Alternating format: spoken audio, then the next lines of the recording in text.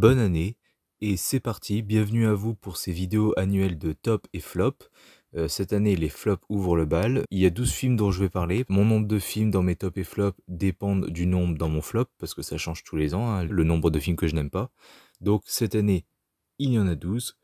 Vous allez voir que vers le début, ça va, hein, comme d'hab, hein, c'est pas de la vraie haine, pas de la colère. Bah, les deux premiers, je pense que de toute façon, dans quelques années, je leur redonnerai une chance, on sait jamais. Mais en tout cas, pour l'instant, là, ils ne m'ont pas convaincu, donc ils sont là. Encore une fois, c'est un flop personnel, ça veut pas dire que le 4, par exemple, est pire que le 8.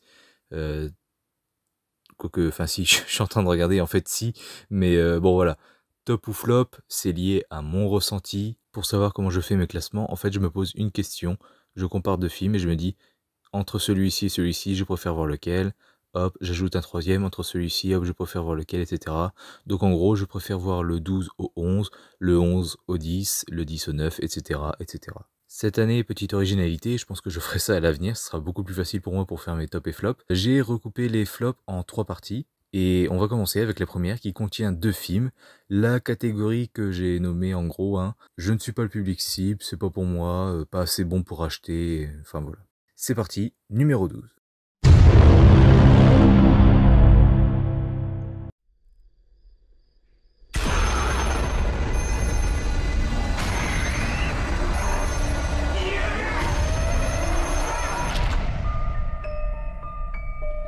Black Phone, du coup, réalisé par Scott Derrickson. Et c'est dommage parce que, bah, en fait, je l'aime toujours, hein, c'est pas parce qu'il a fait un film que j'aime pas trop, que je déteste même pas, mais que j'aime pas trop, que je vais le détester. Mais j'avais bien aimé Le jour où la Terre s'arrêta, j'ai pas vu l'original aussi, peut-être pour ça, je sais pas. Mais voilà, j'avais bien aimé ce film-là, j'ai bien aimé son Doctor Strange, j'adore son Sinister. D'ailleurs, si je peux évacuer ça tout de suite, je trouvais que son générique, là, film en Super 8, rappelait beaucoup Sinister, donc je sais pas si c'est un clin d'œil à sa carrière ou quoi, mais je pense que c'est surtout parce que bah, c'est dans l'époque du film. Mais voilà, ça me fait penser à Sinister.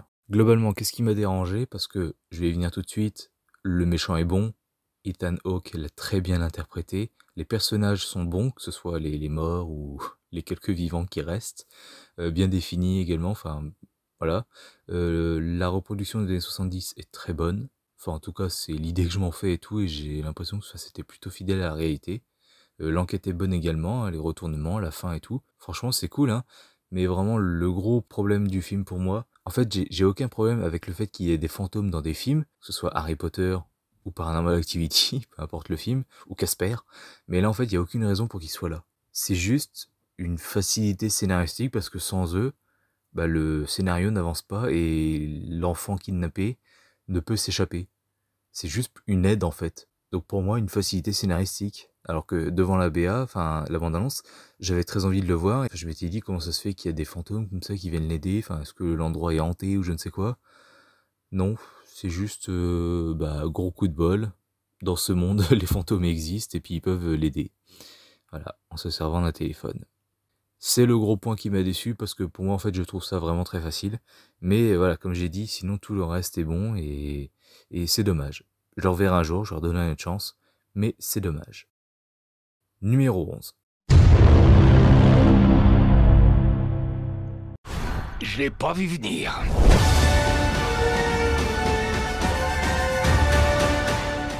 Bon alors, si je peux commencer tout de suite par ça, non, ce film ne mérite pas non plus toute la haine qu'il a recueillie. Je ne dirais pas non plus, pourtant c'est Disney, donc j'ai envie de dire bien fait pour votre gueule, mais je ne dirais pas non plus qu'il mérite vraiment le bid qu'il a eu, parce que je crois qu'il a rapporté entre 30 et 50 millions en tout. Après j'ai envie de dire bien fait pour votre gueule, parce que bah ils nous l'ont un peu interdit au cinéma, parce que Disney, entreprise américaine, veut imposer sa loi à la con, enfin sa loi, sa volonté dans un pays étranger, donc la France. Donc moi j'ai envie de dire bah tiens, bien fait pour votre gueule. Donc évidemment il ne s'est pas planté juste pour ça, parce que c'est juste parce qu'il l'a interdit à la France. Non, parce que la France ne l'aurait pas sauvé, on aurait rapporté quoi, 10 millions de plus. Voilà, il aurait été un bide dans tous les cas. Mais j'ai envie de dire, voilà, la roue qui tourne a tourné, et c'est bien fait pour leur gueule. Mais voilà, le film ne mérite pas non plus le bide qu'il a eu, parce que bon, le film n'y est pour rien, hein, l'interdiction, tout ça. Donc le film ne mérite pas, en fait, en sa qualité Disney graphique, cinématographique, comme vous voulez, ne mérite pas son bid de 30-50 millions. Bon, pour moi, j'aurais bien vu 200-300 millions, enfin... un petit truc comme ça, quoi, basique, un peu comme Buzz l'éclair. Lui aussi, c'est tout ce qu'il mérite.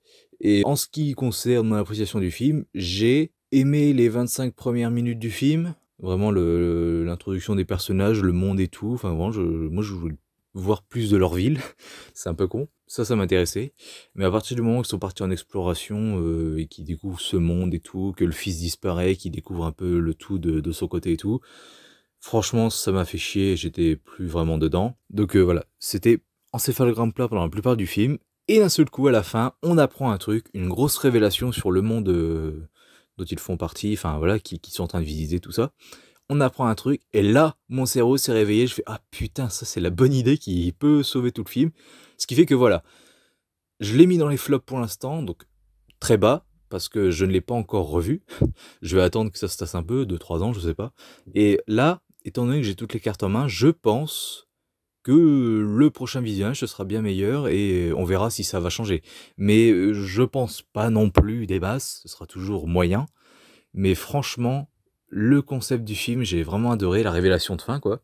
Et surtout qu'après, étant donné qu'il y a des militaires avec eux et que voilà, ce qu'ils doivent faire, bah en fait, la mission change complètement. Donc voilà, les militaires, c'est je suis les ordres, je suis les ordres. Enfin, je me moque pas des vrais, j'en sais rien, mais voilà, dans les films, souvent c'est ça, c'est non, je suis les ordres et puis c'est tout, ta gueule. Voilà, c'est que des muscles et pas de cervelle. Donc, je sentais qu'on allait en gros partir sur un truc comme Avatar. Ce qui fait qu'en fait, voilà, le héros change complètement d'avis. Il fait un truc qui va à l'encontre de ce qu'on lui dit, donc de ce que les militaires aussi doivent faire. Et donc, je pensais que en plus de faire un truc, il devrait aussi gérer les militaires.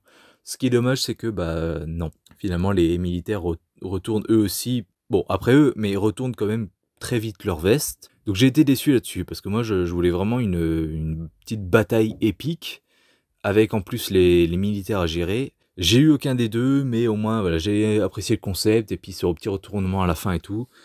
C'était plutôt sympa, mais voilà, globalement, du coup, bah, j'ai aimé quoi, 30-40 minutes de film sur 1h40. Voilà, entre les 25 minutes du début et les 15 minutes de la fin, bah il y a 1 heure vraiment où je m'emmerde et j'apprécie pas plus que ça, quoi. Donc voilà pour mon avis global, je vais rentrer dans le détail parce que j'ai noté pas mal de choses, donc on va y venir tout de suite. Déjà j'ai été surpris dès le début parce qu'en fait l'intro était plutôt courte, vraiment on t'introduit avec une espèce de vieux film, la famille, et finalement d'ailleurs on t'introduit la famille mais il n'y en a que 2 qui comptent vraiment, je veux dire les autres tu les oublies, ils sont effacés du film. Il n'y a que le père, Yeager, et du coup son fils Searcher qui compte véritablement, je veux dire les autres qui les accompagnent au tout début, bah, on s'en branle, on ne les revoit plus après. Globalement après bah, c'est Searcher qui fait sa famille, puis bah, c'est eux qui comptent à nouveau. Vraiment les autres on s'en fout. Mais voilà, l'introduction était plutôt bonne et tout. Et après je vois que bah on les voit directement en train d'escalader une montagne et tout, enneigée, et puis bah il y a un accident et tout, il y en a un qui manque de tomber, ils se séparent et tout, et je pensais vraiment que l'histoire allait commencer directement, voilà. En fait non, c'est juste un prologue pour te présenter vite fait bah, 2 personnages surtout, qui vont revenir dans la suite, bon, parce que bah, tu suis le héros Searcher, et son père et tout va revenir, etc. Désolé. Oui, il a disparu, mais voilà. Quand un héros a perdu quelqu'un, et qui découvre une nouvelle contrée, tout ça, qu'il va visiter, généralement, c'est comme ça que ça se passe. Je veux dire, Aquaman, c'est pareil. Il doit aller chercher le trident, et ah bah tiens, il découvre sa mère. Dragon 2, pareil, sa mère a disparu, mais en fait dans le 2, voilà, il la retrouve habillée complètement, enfin habillée d'un costume, un peu comme Aquaman d'ailleurs. Et au début il la reconnaît pas, mais dès qu'elle enlève son costume, ah en fait c'est maman, tout ça, enfin voilà. Il y a beaucoup de similitudes entre les deux, je trouve, donc là c'est un peu pareil, mais bon là c'est avec le père. Voilà, c'était juste évident, donc oui j'ai divulgué, mais c'est évident quoi. Quand le père disparaît dès l'introduction, tu sais qu'il va revenir. Donc voilà, je l'ai divulgué, mais c'était évident. Et donc voilà, tout ça pour dire, je pensais qu'en fait c'était très rapide et qu'on rentrait directement dedans. Non, c'est juste l'introduction, enfin le prologue qui est rapide, et ensuite il y a une longue intro où on te présente un peu plus de personnages, le monde et tout, comment il a changé. Ensuite, un truc que j'ai trouvé rigolo, il y a beaucoup d'inclusion dans ce film, et c'est peut-être aussi une des raisons du bide du film, parce que bah, il y a certaines choses qui ne seront pas appréciées par certaines personnes. Déjà, il y a le chef militaire, c'est une meuf. Ce que j'aime bien, c'est qu'il y a 2 à 3% de femmes militaires, et globalement, on va pas se le cacher, globalement, je n'ai pas dit toutes, mais globalement, c'est des planquées. Je veux dire, elles sont plutôt tranquilles, elles n'ont pas autant de risques que les hommes, parce que bah, leur vie vaut plus, hein, évidemment. Et donc, du coup, mais là, voilà, même les militaires, voilà, faut que les femmes militaires puissent être représentées, donc voilà, on les représente, et en plus, c'est des chefs, donc voilà, c'est génial pour l'ego et tout. Ok, d'accord. Mais il n'y a pas que ça. Il y a aussi un chien handicapé. Tu te dis pourquoi pas, hein, c'est nouveau, enfin, on voit pas beaucoup ça, parce que il est handicapé parce qu'il lui manque une patte. Donc chien handicapé qui a été adopté par qui? Par un couple mixte. Ça me fait plaisir parce que ça me concerne. Donc un mec blanc et une femme noire, qui ont eu un fils gay. J'adore. Et en plus, oui, bien sûr, les parents prennent ça bien. Voilà, c'est une utopie, hein, c'est cité dans le film, c'est une utopie, donc une utopie, pardon. Et donc les parents le prennent bien et tout. Je veux bien l'inclusion, mais là, ils sont trop regroupés. Donc, à part la limite, je suis surpris que la chef militaire n'ait pas leur famille, quoi. Parce que là, tu te dis, bah c'est quoi, ils ont un cousin non binaire, et puis le fils gay aura un fils trans aussi, tant qu'on y est. Et il sera marié avec une femme queer. Enfin, vous voyez ce que je veux dire? C'est tout est regroupé ensemble, tout est dans la même famille. Enfin, tu sens que c'est forcé, enfin, c'est pas naturel, mais bon, voilà.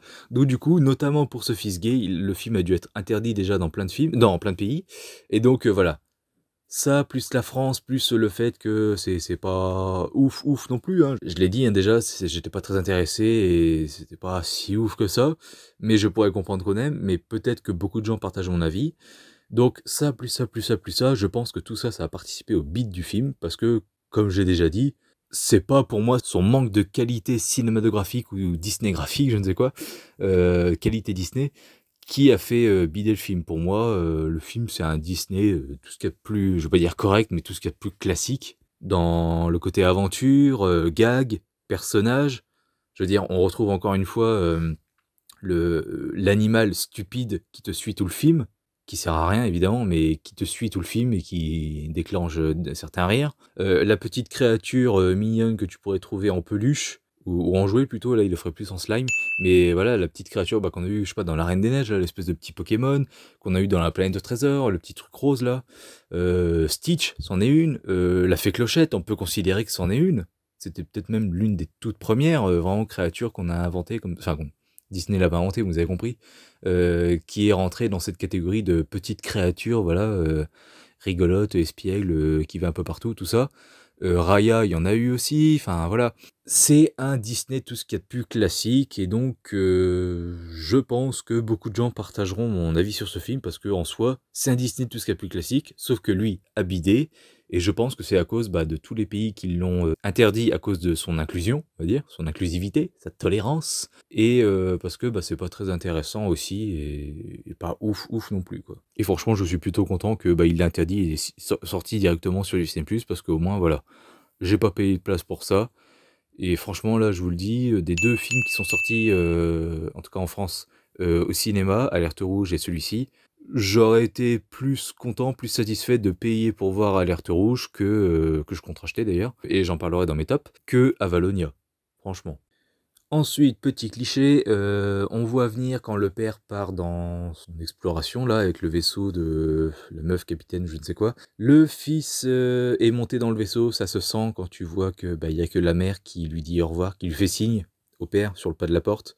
C'est assez évident. Mais bon, donc voilà, encore une fois, c'est un cliché que tu as partout, et tu le sens, je veux dire, quand tu vois la mère qui fait au revoir et tout, toute seule sur le porche, c'est évident.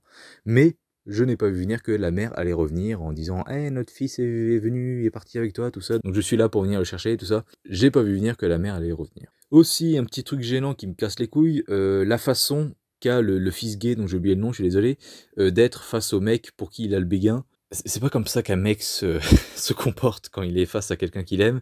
Alors je suis pas gay, donc moi je suis intéressé aux fans, donc peut-être qu'on a des comportements différents, mais je pense pas. Je veux dire, on reste mec dans tous les cas.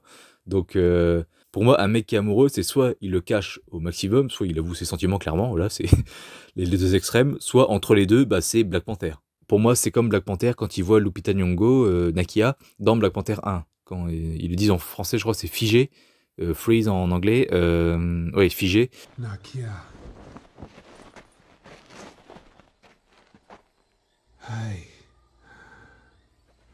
Voilà, on est comme ça. Oui, on est gêné, tout simplement, il n'y a pas d'autre mot. Là, c'est une meuf, quoi, ce comportement. C'est un comportement de meuf. Et, bien sûr, je le dis, quoique, ouais, si, j'ai déjà vu des meufs se comporter comme ça en vrai, mais ouais, c'est plus un comportement de meuf dans les fictions. Dans la réalité, elles sont pas trop comme ça. Donc voilà, franchement, c'est un petit passage très court, hein, de 30 secondes, parce que évidemment, voilà, Disney fait de l'inclusion gay, tout ça, mais évidemment, il n'y a pas de baiser, on te le suggère juste comme ça, et ça peut être coupé rapidement en deux pour les pays qui l'interdiraient. Je sais pas s'il a été vraiment interdit pour ça, ou s'ils l'ont censuré ou je ne sais quoi, je ne sais pas, je n'ai pas suivi, mais voilà. Dans tous les cas, Disney fait comme ça, je pense qu'ils ont fait pareil, et puis voilà. Ensuite, petite incohérence, quand Searcher, au tout début, découvre les pandos, il est électrocuté en les touchant, enfin en voulant les toucher, et à la fin, bah dans ce monde-là qu'il découvre, bah il les balance à main nue, tranquille, pour justement électrocuter des bestioles qu'il pense hostiles. Et en fait, donc ça électrocute toujours les autres bestioles, mais lui, quand il les prend, bah il est pas électrocuté. Ok. Et non, ne me dis pas: «Ah, c'est parce qu'il a été habitué pendant ses 25 ans, peut-être que le corps s'est habitué, tout ça, je sais pas quoi». Non, parce que, bah, son père aussi n'a rien en les touchant. Donc je veux bien, oui, c'est un gros dur, gros musclé, tout ça, mais là, non, ça a quand même l'air d'envoyer des putains de décharges. Donc musclé ou pas, au moins un petit tic ou un petit voilà, ou les petits fils électriques verts qui le touchent, quoi. Puis on voit que c'est un gros dur, puis qu'il serre le poing, puis ça lui fait pas mal, mais un petit truc comme ça, quoi. Donc non, à mon avis, c'est pas ça, c'est juste une incohérence, ou un truc que j'ai pas compris, expliquez-moi, j'en sais rien, mais... Surtout qu'en plus, le pando qu'il cultive et qu'il trouve au tout début du film ont la même forme, donc je pense pas qu'il y a eu un traitement spécial ou quoi, donc bon, dites-moi si je loupe une ligne de dialogue, hein, voilà. Ensuite, autre truc que j'ai pas trop compris, alors la personne avec qui j'ai regardé m'a dit oui mais il s'est fait bouffer ou je sais pas quoi, donc bon, un, ok, mais de deux, il reste des militaires, enfin bref. Le problème c'est, la mère ne devait pas être là de base, et c'est elle qui finit par conduire le vaisseau. Donc la personne avec qui j'ai vu le film m'a dit oui mais il s'est fait bouffer ou je sais pas quoi, donc j'ai oublié. Voilà, donc mon cerveau devait être parti pisser, je sais pas. J'ai pas suivi ce moment-là. Donc ok, mais on voit bien qu'il reste toujours la chef militaire et au moins 2-3 autres. Pourquoi c'est la mère qui conduit un vaisseau? Parce que, encore une fois, j'ai peut-être pas suivi, mais on connaît rien d'elle. On sait juste qu'on la récupère en tant qu'agricultrice, la femme de Searcher du coup. Donc pour nous, elle sait rien. Enfin, c'est pas conduire un vaisseau, quoi. À part les petits vaisseaux volants qu'ils ont dans leur ville, mais c'est pas la même chose, quoi. Enfin, j'aimerais dire quand même que bah, l'enjeu de ce film, c'est sauver un truc qui n'existe pas chez nous. Donc, comment voulez-vous qu'on soit déjà investi émotionnellement? Alors oui, j'ai compris le rapport, je veux dire. Certes, les avancées technologiques qu'on voit, qui sont amenées dans ce film, grâce à Searcher et son pando, ça évoque la révolution industrielle de Londres et tout, et même du monde entier. Ce gros changement mécanique, technologique. Et le pando, c'est clairement du pétrole, en gros. Mais on peut pas être engagé émotionnellement parlant pour une substance même qui a l'air vivante. C'est comme si on devait sauver l'air. Alors ok, on en a besoin pour vivre, hein, l'air, mais sauver l'air, admettons, bah, c'est quelque chose qu'on voit pas, qu'on sent pas. Enfin, on s'en fout un peu, quoi. Il y a pas de... Ok, c'est important pour vivre, mais il y a pas vraiment d'attache qui se fait avec ça, quoi. C'est un grand enjeu, mais on peut pas être triste s'ils y arrivent pas. Surtout qu'en plus c'est un film, donc on s'en fout vraiment. C'est pas comme par exemple Pandora. Pandora n'existe pas. Mais il y a des gens, il y a une nature, la faune et la flore qui vivent dessus. C'est une planète comme nous, on en a une. Et on voit que c'est absolument terrible ce que les humains y font, tout ça. Donc oui, bien sûr, on a envie que Pandora, Ewa et les Na'vi survivent et gagnent. Parce qu'on sait que la nature, même si on la défonce un peu, on sait que c'est sacré, précieux. Là, je suis désolé, mais... Bon, après, retournement, voilà, le pando, c'est méchant, puis c'est ça qu'il faut abattre. Ouais, même sans ça, je veux dire, je m'en foutais, quoi. Donc voilà, voilà tout ce que j'avais à dire. Franchement, je pourrais tout à fait comprendre que vous aimiez, que vous soyez embarqué et tout, hein. Je suis conscient que c'est moi le problème, hein. J'ai pas été dedans, enfin pendant les 1 heure au milieu. Mais voilà, ouais. Je l'ai vu, puis je le reverrai peut-être dans 2-3 ans, 2, 4, 5 ans, je sais pas, pour leur donner une chance, j'en sais rien.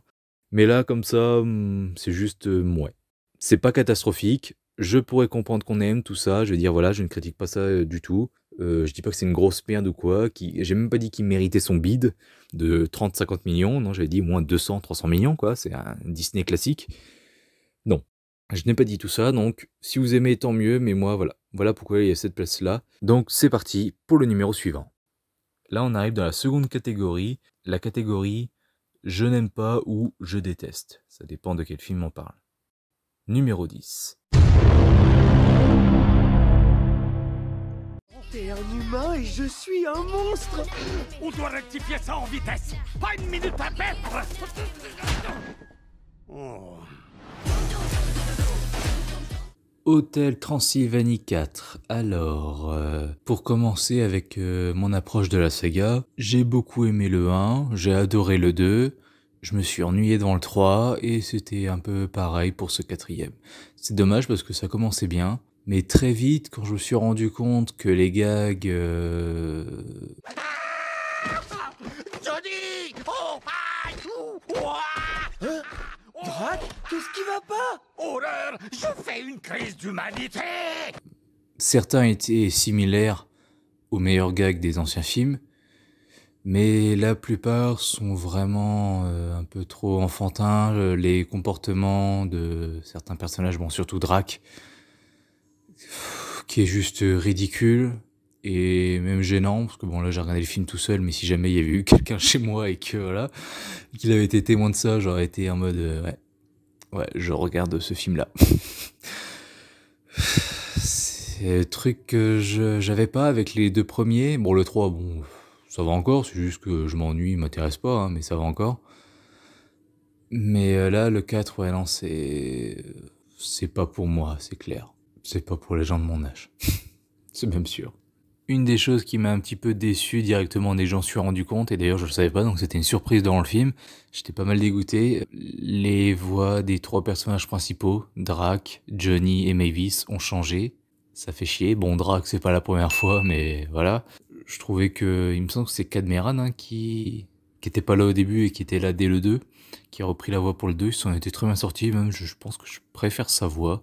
Mais bon, Drac, c'est pas trop une surprise, de toute façon, c'est pas très grave, hein, vu qu'il change de voix d'un film à l'autre. Mavis, bon, la fille qui reprend la voix, c'est pas trop mal, enfin, elle arrive vraiment à imiter le jeu de, merde, comment ça s'appelle, Virginie Efira, mais elle peut pas l'égaler, ça c'est clair. J'aime tellement la voix de... En soi, dans les films, je m'en rends même pas compte quand je vois des films avec elle, mais alors là, ce qu'elle fait avec sa voix pour les Hôtels Transylvanie, enfin, ce qu'elle a fait, j'ai vraiment apprécié. Donc c'est pas trop dommageable non plus, parce que voilà, la fille arrive à faire un bon boulot d'imitation et d'interprétation. Donc ça va encore, en tout cas bien plus que celui qui a repris la voix de Drac, là j'ai vraiment pas apprécié. Mais là où c'est encore plus dommageable, c'est la voix de Johnny, parce que ok, il arrive aussi à imiter et tout, mais je me rends compte que c'est pas de Alex Good, et franchement ça me fait chier, parce que j'ai adoré sa voix de... sa voix de enfin le blaireau. C'est pas sa voix, enfin voilà. Son interprétation en gros de Johnny qui fait que sa voix est... On sent toute l'intelligence qu'il a. Mais c'est méchant dit comme ça. Bon bref, vous avez compris quoi, c'est dommage. J'aimais beaucoup cette voix et ça fait vraiment chier. Donc oui, ça a eu son importance dans le fait que je n'aime pas ce film. Franchement, très vite, ça a créé une barrière et j'ai été... Entre ça et les gags pas très drôles, j'étais tout à coup, brusquement, totalement désintéressé du film, quoi. Ce qui change comparé au 3, parce que le 3, bon, limite, je suis sûr qu'on peut passer du 2 au 4. Il n'y a pas vraiment de problème majeur qui fait que, voilà, que tu pourrais avoir en regardant le 4 sans avoir vu le 3. Bien qu'il y a une meuf dedans, habillée en blanc, une blonde. Je me souviens absolument pas de qui c'est, donc elle doit être introduite dans le 3. Peut-être en tant que méchante, parce qu'il y a des lignes du dialogue qui le laissent sous-entendre. Mais bon, je me souvenais absolument pas d'elle, donc c'est la meuf de Drac maintenant. Mais voilà, le 3 on peut totalement le laisser de côté parce que c'est juste un épisode où les gens, où ils vont en vacances et puis c'est tout quoi. Pas vraiment plus d'intérêt que ça. Là c'est à nouveau une aventure, il y a des enjeux et tout, mais j'étais totalement désintéressé parce que le début m'a charmé et m'a totalement, brusquement, décharmé, on va dire. Petit problème que j'ai suite à la cohérence de la saga, Johnny là, il se sent pas comme un membre de la famille. Alors ok, c'est à cause de Drac qui lui fait sentir. Mais et la fin du 1, alors j'ai très peu de souvenirs du 3, mais le 2 je m'en souviens très bien, hein. Et pareil, c'était plutôt réglé de ce côté, puis là ça revient. Et j'ai envie de dire, mais ouais, mais la fin du 1, c'était un peu l'évolution justement de Drac, quoi, de mieux considérer les humains, de leur pardonner aussi, de ce qu'ils lui ont fait, et d'accepter Johnny en tant que gendre, d'accepter le fait que Mavis soit tombée amoureuse de lui. Et là, non, c'est à nouveau pas un membre de la famille. Je sens qu'ils ont fait ça vraiment pour la fin, pour ceux qui l'ont vu, pour la fin du 4, mais cette problématique était déjà réglée en fait. Donc je vois pourquoi ils l'ont ramené, hein, pour les besoins de l'enjeu du 4 et tout, et le fait que voilà, Johnny pète un câble à cause de ça, mais c'est totalement incohérent avec ce qu'on a vu dans le 1. Autre incohérence aussi, alors ok, Dennis c'est un sang mêlé, vu que Johnny est un humain et Mavis une vampire, mais à la fin du 2 on voit qu'il finit par être un vampire, vu qu'il a ses dents. Donc c'est un hybride, mais c'est quand même un vampire. Et là, Drac, dans ce film, peut l'hypnotiser. Alors que dans le même film, dans le 2, et peut-être dans le 1 aussi, mais je me souviens plus, mais dans le 2, on nous dit bien que bah, ça ne marche pas contre les vampires. Ça ne marche que contre les humains. Sauf que Dennis n'est pas un humain, il a aussi une petite part de vampire. Donc je n'ai pas compris ce changement. Autre chose que j'ai apprécié, ils ont assumé l'homme invisible à poil, parce que si vous avez vu la bande-annonce, il n'y a pas que Drac qui se transforme en humain, enfin qui est transformé en humain. Il y a aussi la momie, Frank, le loup-garou, le blob et l'homme invisible. Et je voyais venir que bah, en fait, tout à coup, il se transforme en humain avec un caleçon ou pourquoi pas habillé directement. Et non, ils ont assumé, il est à poil, et ils ont même totalement assumé parce que sa transformation est montrée par un plan cul. Littéralement. C'est son cul prend tout l'écran. Donc, j'ai apprécié. Ils nous ont pas pris pour des cons, ils sont allés jusqu'au bout, ils ont pas eu honte, ils ont assumé. Donc ça c'était cool et rigolo. Autre scène drôle, c'est quand Drax découvre Drax. Mauvaise licence. Quand Drac découvre qu'il peut rester sous le soleil sans craindre d'être brûlé. La scène était drôle. Le moment où vraiment il apprécie, enfin il trouve que le soleil est magnifique et tout. Le gag qui suit était évident, mais ça marche aussi. Donc c'était génial. Ensuite, ce que j'aime toujours, pour dire un peu de positif, c'est l'animation du corps des personnages. Enfin vraiment, je vous mets un petit extrait là. Vraiment, c'est totalement le genre d'animation que j'aime. Et ensuite, bon bah, on est sur le scénario basique du bah il faut que tu ailles à tel endroit, mais tu dois passer par là, par là, par là, et c'est que des endroits dangereux et tout. Ce qui me fait un peu penser à l'Âge de Glace 3. Sauf que là, c'était un petit peu mieux parce que bah, on sentait qu'il y avait du danger en fait. Et c'est que des endroits auxquels tu te souviens en fait. Là, bah, c'est une jungle. Et leur danger, c'est quoi? Bah, un lac avec des piranhas, des moustiques. Alors que Van Helsing nous dit vraiment que c'est dangereux et tout. Enfin, ouais, la chaleur aussi, évidemment, c'est un ennemi. Le soleil, la déshydratation. Après, j'ai même oublié les étapes en fait. Alors qu'on insiste bien sur le fait que ça va être un chemin long et tortueux et tout. Et pourtant, bah, j'ai tout oublié alors que je viens tout juste de le regarder, quoi. Donc la fin m'a beaucoup désintéressé. Le côté Johnny va se transformer en vrai monstre et tout. Franchement, j'en avais plus rien à faire. Ça me faisait pas rire. Et puis, j'avais l'impression... En plus, il est sorti sur Amazon Prime et pas au cinéma. Les voix ont changé. J'ai l'impression de voir une version Mondo, ou enfin, contrefaçon de Hotel Transylvanie, quoi. Franchement, j'en ai aimé 2, là, j'en aime pas. Je déteste pas, mais j'en aime pas 2. Franchement, la suite, là, j'en ai plus rien à foutre. S'ils font une suite, parce que je pense que ce sera le cas. Est-ce qu'ils insistent bien sur le fait d'écrire un nouveau chapitre? Bon, est-ce qu'ils vont nous laisser nous imaginer la suite ou est-ce qu'ils vont faire la suite? En soi, j'aimerais bien, parce que j'aimerais bien voir à quoi ressemble l'hôtel, parce qu'il y a une transition plutôt maligne qui est faite à la fin. Quand Drax découvre l'hôtel, en fait, ça se transforme en animation, pas par ordinateur, mais dessiné. Même si c'est toujours fait par ordinateur, vous avez compris. Mais du coup, voilà, on voit pas à quoi ressemble l'hôtel, donc c'est un peu frustrant, mais la transition était bonne, et puis l'idée était bonne aussi. Mais ouais, du coup, c'est con parce qu'on voit pas à quoi ça ressemble. Donc c'est dommage. Mais voilà, hormis pour ça, juste pour voir à quoi ressemble l'hôtel, voilà, je la n'attends pas de suite, je n'ai pas envie que ça arrive, d'ailleurs, je n'ai pas envie qu'il y en ait une, parce que je suis totalement désintéressé par les histoires qui sont racontées, et les gags ne me font plus rire. C'était un petit peu la sève des 2 premiers films, donc je trouve ça dommage. Et c'est pour ça que la suite, je m'en fous. Qu'elle existe ou pas, je m'en fous. Et je reste avec les 2 premiers, je regrette rien, et puis bah tant pis. Numéro suivant.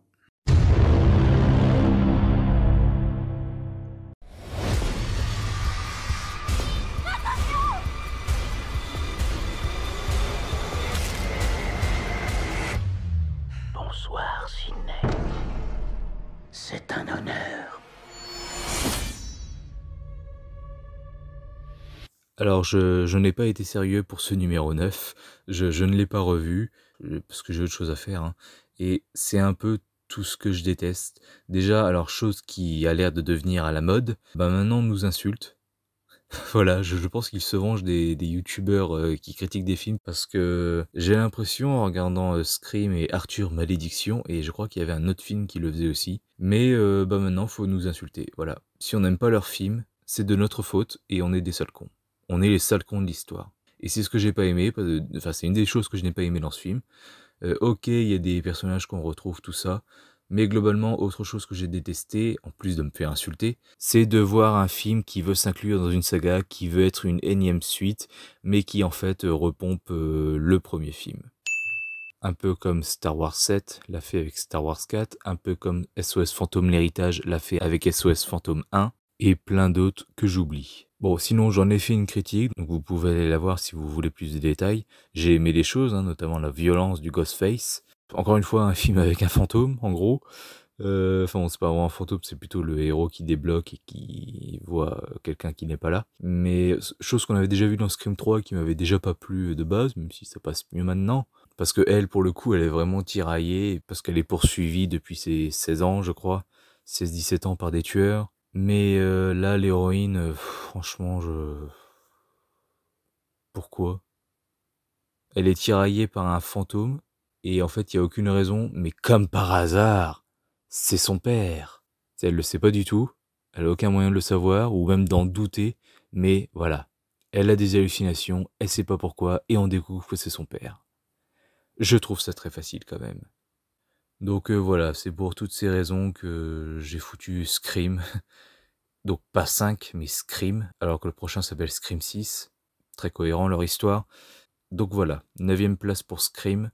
J'ai pas aimé, ça m'a saoulé, et c'est dommage parce que j'aime la saga en soi. Et c'est pas de la merde, mais les choses que je n'ai pas aimées ont été trop importantes. Désolé. Numéro 8.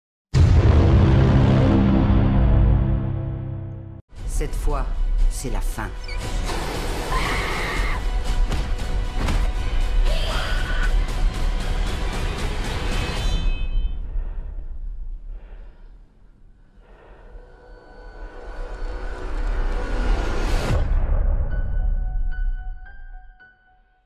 Numéro 8, un nouveau film d'horreur que je ne pensais pas mettre non plus dans ce flop, Halloween Ends. Je vais pas y revenir pendant 10 ans, il y a aussi une critique de 20 minutes je crois, ou 15, sur ma chaîne. Globalement, j'ai payé pour aller voir un Halloween, et sur 1h50 j'ai eu droit à 30 minutes d'Halloween. Parce que comme je l'ai déjà dit dans ma vidéo, pendant 1h20 on s'occupe d'un personnage qui débarque comme ça et dont on se fout complètement, mais qui va vivre des choses, qui va avoir une relation avec Michael Myers. Voilà. Il y a juste la dernière demi-heure que j'ai appréciée. Le vrai match retour, Laurie contre Michael. Autre déception aussi, comme j'ai dit dans ma vidéo encore, Laurie qui a perdu une fille et puis elle s'en fout un peu. Enfin, on en reparle à peine. Franchement, je sais pas. Je ne comprends pas ce film, pourquoi il a été fait comme ça. Enfin, comme j'ai dit sur ma miniature, c'est ça une conclusion vraiment décevante. Donc voilà pour ce numéro 8. Prochaine catégorie, la dernière, la catégorie des films qui ont été une torture à regarder. Vraiment, j'avais hâte que ça se termine. Je trouvais ça navrant, vide et sans intérêt. Voilà. Donc les 7 prochains sont comme ça. Là, je les déteste vraiment, pour le coup, j'ai une vraie haine. 7 films, ça promet. Numéro 7.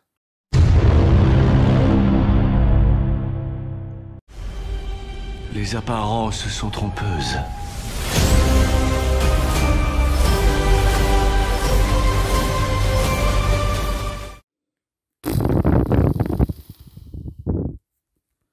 Voici mon avis des Animaux Fantastiques 3. Voilà, pour ainsi dire. Non, bon, c'est de la merde, vraiment. Autant comme j'ai dit dans ma vidéo du 2, le 1, bon, m'avait un peu déçu, mais je me suis dit, allez, quand j'irai voir le 2, ça fera comme Harry Potter 2. Je préférais nettement plus le 2 au 1. Et bah non, douche froide, et puis bah là, ça continue. Bon, j'avais pas d'espoir, parce que j'ai quand même mis 6 mois à le voir. C'est dire si j'avais envie. Et franchement, je me suis fait chier. C'était une torture dans le sens où j'avais vraiment hâte que ça se termine, quoi. Et putain, 2h22. Et je remercie le moi du passé qui a été très intelligent en m'interdisant, en me déconseillant d'aller le voir au ciné. Oh là là, j'aurais été encore plus énervé. Parce que là au moins j'ai eu en télécharger, bonne qualité, VF, tout ça, pas de soucis. C'était cool à ce niveau-là, le visionnage était bon, on va dire. Les conditions de visionnage étaient bonnes, mais j'aurais bien aimé que le film suive. Bon, déjà, pour commencer, j'ai un problème avec le titre. J'ai 2 problèmes avec le titre. Déjà, le titre concerne Dumbledore, parce que bon, la partie Animaux Fantastiques, à chaque fois on s'en branle. Donc, le titre, Les Secrets de Dumbledore, concerne Dumbledore, et il apparaît après une scène de Newt. Bon. Parce qu'en fait, le début, c'est une scène de Dumbledore et Grindelwald, donc à souvenir, hein, et ensuite une scène de Newt, et après, le titre. J'aurais un peu fait l'inverse, moi. Soit si on voulait garder cet ordre, bon bah la scène de Dumbledore, le titre, et on bascule sur Newt, soit la scène de Newt en premier, et après Dumbledore, le titre, et la suite. Mais non, je pense que j'aurais gardé l'ordre quand même, cet ordre-là, l'ordre du film, et j'aurais fait la scène de Dumbledore, le titre, et Newt, quoi, directement. Mais enfin, bon, ok. Et enfin, les secrets de Dumbledore, donc deuxième problème. C'est quoi les secrets de Dumbledore? Qu'il a fait un pacte qu'on peut pas briser, mais ça on l'a su dans le 2 déjà. Et puis même dans le film, enfin, quand on est fan, on le savait déjà de toute façon. On savait qu'il était amoureux de Gellert Grindelwald, c'était suggéré dans le 2. Et quand t'es un fan, bah tu le sais déjà avant même ces films-là. Donc à part le fait, à part la révélation croyance, c'est tout. Mais c'est pas vraiment un... Enfin, ouais, c'est un secret des Dumbledore, mais pas forcément de Albus. Et pourquoi les secrets, si c'est que ça? Enfin bref. Donc je vais dire 2 petits bons points que j'ai notés là pour évacuer ça tout de suite. Au début, il y a Gellert Grindelwald, donc joué par Matt Mikkelsen, hein. Merci Warner, qui porte l'animal, donc le Chilin là, donc en effet spécial, hein, forcément. Et il est putain de trop bien fait. En fait, t'as vraiment l'impression qu'il le porte et tout. C'est vraiment très bien fait. Je pense qu'il tenait vraiment un truc, mais à la fois je suis pas sûr, parce qu'en fait, l'effet spécial et le fait que ses mains touchent le truc et tout, c'est bien fait. Mais là où est le problème, c'est l'acteur qui joue mal le fait de porter un truc, en fait. Tu sens que... Enfin, ça doit être dur en même temps, mais quand il se relève et tout, qu'il porte l'animal, tu sens qu'il porte rien. Et que, tu sais, il contrôle ses bras pour faire genre de pas trop les bouger, quoi. Comme s'il portait vraiment quelque chose, mais du coup, il a du mal.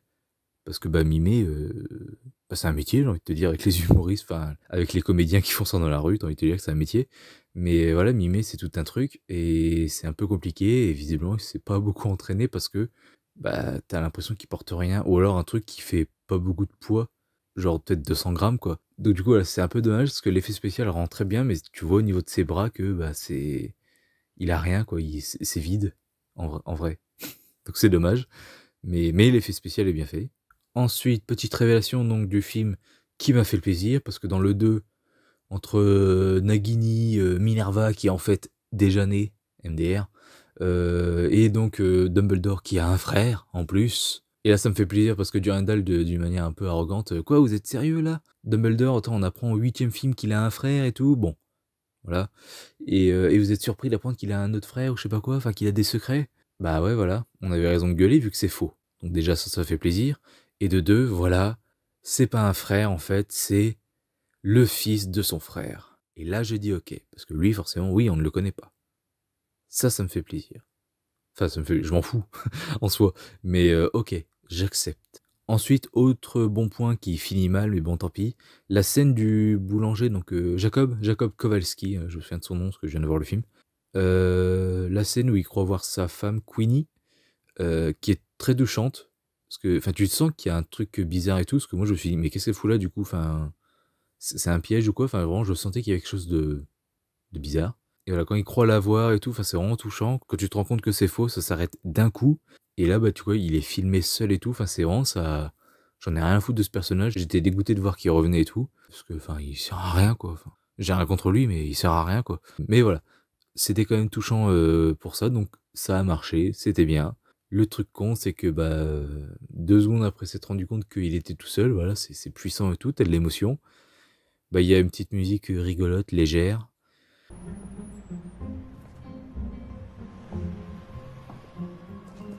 Et après, t'as une scène qui est censée te faire rire sur un faux harcèlement de rue à la con, je sais pas quoi. Quand j'ai vu ça, je fais non, ils sont sérieux là. Puis en fait non, c'est juste un plan pour la tirer dehors parce qu'ils savaient qu'ils allaient défendre la femme, tout ça.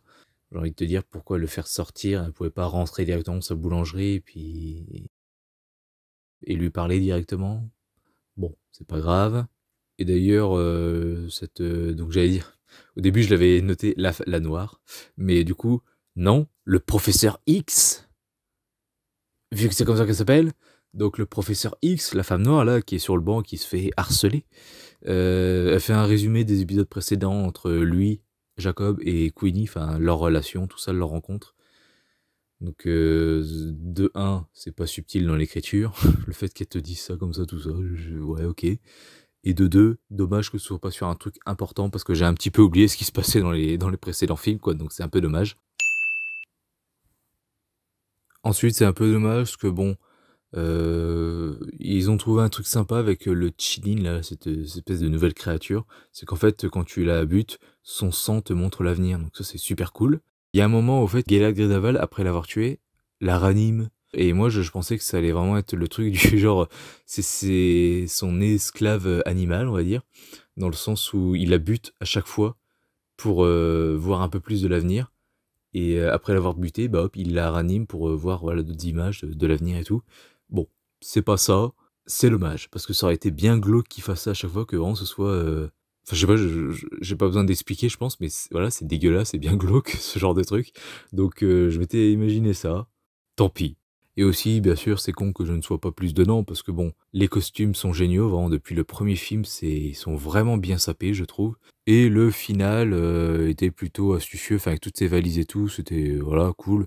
Je suis juste désolé et dégoûté d'avoir manqué ça, de pas avoir trouvé ça cool, de pas avoir été impliqué, en fait, tout simplement. Parce que même la fin, le décor et tout est pas mal, mais putain, c'est long, enfin, c'est espèce de discours à la con. C'est ça un climax de film maintenant? Bon, c'est pas plus mal hein, que ça change, mais sérieusement, quoi.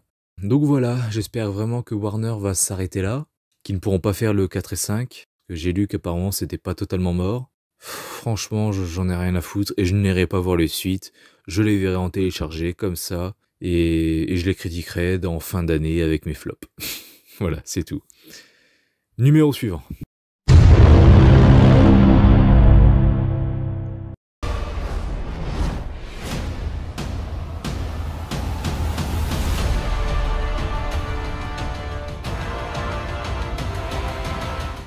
Bordel de putain de cul, de pompe à chier, d'enculé, de nom de Dieu de merde.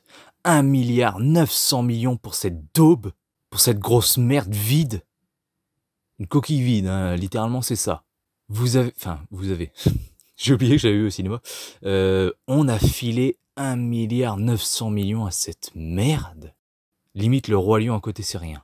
Parce que lui au moins il a ébloui les gens, parce que moi non, mais il a ébloui les gens par sa beauté visuelle. Moi j'ai surtout été ébloui par son manque créatif, mais bon. Waouh, 1,9 milliard et il est ressorti en plus. Il est ressorti au cinéma. Sony, entre ça et Morbius, franchement, il doute de rien. Alors pour ceux que ça dérange un peu qu'il soit dans ce flop, je vais vous expliquer pourquoi. C'est parce que il est sorti en 2021, je sais, le 15 décembre, si ma mémoire est bonne. Je n'ai pas pu le voir tout de suite, voilà, sinon, merci Macron, parce que sinon il serait déjà dans mon flop 2021. Je l'ai vu en 2022, en mars 2022, au cinéma, toujours. Donc c'est pour ça. En fait, dans ma liste que je tiens, là, des films que j'ai vus au cinéma, il est dans ma liste des films que j'ai vus au cinéma en 2022. C'est donc pour ça qu'il est là. Je pourrais comprendre que ça vous gêne, mais voilà, soyez indulgents, je l'ai vu en 2022, donc faut que je joue le jeu. Pareil, hein, Star Wars 7, sorti en fin 2015, à peu près à la même date, le 16 décembre. Pour moi, c'est un film de 2016, parce que j'ai vu le 6 janvier. Voilà. Donc ce film, je l'ai vu une fois au cinéma, une fois avec mes parents quand on a fait le marathon Spider-Man, une fois avec ma copine, et une fois là, pour ce putain de flop, parce que je savais que j'avais oublié des trucs dans ma vidéo, et donc là j'ai pris pas mal de notes, hein. Vraiment j'ai l'impression de ne pas avoir fait de critique du tout, hein, tellement j'ai pris de notes. Donc désolé pour ceux qui aiment ce film, hein, ça va à nouveau être douloureux, si jamais vous avez déjà écouté ma vidéo critique, mais voilà, on est reparti pour un tour. En même temps, j'adore cracher sur ce que j'aime pas, donc c'est parti, hein. Et très franchement, j'ai noté plein de trucs, mais je sais que même entre ça et ma vidéo, j'ai effleuré le quart des problèmes qui va pas. Il y a notamment un truc que j'ai pas noté, c'est que j'ai constamment l'impression que tout est en effet spécial. Il y a un moment, il y a le bouffon vert qui pose son casque sur le coin d'une poubelle. J'ai l'impression que son casque est un effet spécial. J'ai l'impression que la poubelle, quand on la voit de près, est un effet spécial. Tout est faux dans ce film. Et ça m'énerve. Parce qu'on pourrait dire que tous les Marvel sont comme ça, mais je suis désolé, non. Il y a beaucoup de fonds verts, beaucoup d'effets spéciaux, mais non. Non. C'est quand même dingue quoi d'en arriver là. Donc c'est parti pour toutes les notes que j'ai prises. Bon déjà, un truc qui aurait pu être cool avec l'identité révélée de Spider-Man, ça aurait été intéressant de voir Flash qui découvre la vérité. Enfin là on le voit, mais en gros c'est traité comme une blague, et après t'as pas de vraie discussion réel, sincère entre les deux. Juste, il l'aide vite fait pour un truc, et puis c'est tout. Donc t'as l'impression que il sera moins con qu'avant avec Peter, mais bon. Enfin bon, même si c'est mort vu la fin du film, mais bon. Voilà, il aurait pu être moins con par la suite, mais voilà, tant pis. C'est... On aurait pu avoir une vraie discussion. Ouais mec, je suis désolé, j'ai compris du coup que le harcèlement c'était pas bien, je sais pas, je suis désolé pour tout ce que je t'ai fait subir et tout. Voilà. Ouais, désolé, moi je suis toujours dans le larmoyant, voilà. J'aime pas trop l'humour Marvel et l'ambiance légère au MCU, enfin, ça me débecte, ça m'énerve. Voilà, moi j'aime bien un petit peu de larmoyant, c'est bien aussi. Il y en a un peu dans le film, on en parlera, mais bon, voilà quoi. Au passage, en parlant de Flash, j'aimerais revenir sur la phrase de Durandal. D'ailleurs, je suis en train de penser à ça en parlant de Flash, je vais le faire sinon je vais oublier. Ils font un doigt d'honneur à Flashpoint Paradox dans ce film, tout comme ils ont fait un doigt d'honneur à Superman et à Batman, du coup, avec les Eternals. Apparemment, c'est la nouvelle mode de la phase 4, parce que, du coup, Flash écrit sa propre autobiographie avec Peter Parker, et comme il s'appelle Flash, il a appelé ça Flashpoint. Et tu fais, ouais, franchement... parce qu'en plus, on sait que tout le truc du multivers, c'est en bonne partie pour être... Enfin, ils avaient prévu de le faire depuis longtemps, c'est depuis Strange, grosso modo, on a annoncé qu'il y aura du multivers. Mais ils veulent prendre de court Flashpoint Paradox, ou le film Flash en tout cas, qui va sortir l'année prochaine. Et tu dis, ouais, enfin, c'est... Les tacles, là, ils sont vicieux pour que dalle, franchement. C'est un clin d'œil. Ce n'est pas un tacle. C'est bien hein, d'attiser la guerre, la haine entre les deux, là, comme ça, mais... D'où c'est un tacle. Pareil pour Eternals. Il cite juste des références, voilà. Clairement, vu comment tu vois ça, tu te dis qu'en fait, Batman, Superman, c'est les super-héros des comics du MCU, c'est tout. Et si ça, c'est des tacles, du coup, quand Aunt May dans Spider-Man de Sam Raimi cite Superman, bon du coup, c'est un tacle alors. Enfin, n'importe quoi, sans déconner. Ensuite, chose que je n'ai pas comprise, le deuxième film se passe en été. Et là, ça commence en novembre-décembre, vu qu'au début, dans la boutique de MJ, là, quand ils reçoivent leurs lettres pour l'université, on voit que Halloween est passé. Parce qu'on lui demande d'enlever les décos de Noël, donc Halloween est passé. D'ailleurs, soit dit en passant, du coup, si Halloween est passé et tout, c'est un peu bizarre leur truc là. Alors enfin, peut-être que eux c'est pas en septembre comme nous, mais je pense que si. Pour tout le monde, c'est la rentrée en septembre. Donc, je trouve ça bizarre qu'ils reçoivent leur lettre pour la fac. Enfin, leur refus. En novembre. C'est un peu bizarre, mais bon, voilà. Bon, bref. Donc, voilà. Donc, le 2, ça se passe en été. Hein, et là, on commence en novembre-décembre. Voilà. Donc, comme j'ai dit, novembre, donc début déco Halloween, tout ça. Puis à la fin, on finit avec un sapin de Noël illuminé en plein New York. Donc, soit... c'est une incohérence, soit c'est une énième incohérence, soit en fait toute l'affaire, avocat, tout ça, juge, etc., ça a été passé sous silence, et du coup il y a eu une ellipse. C'est l'un ou l'autre.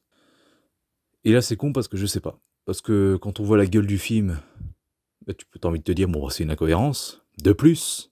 Mais quand tu sais que ce film appartient au MCU, tu dis, ah, ils aiment bien passer les choses au silence. Quand il faut écrire de vrais dialogues, ils aiment pas beaucoup.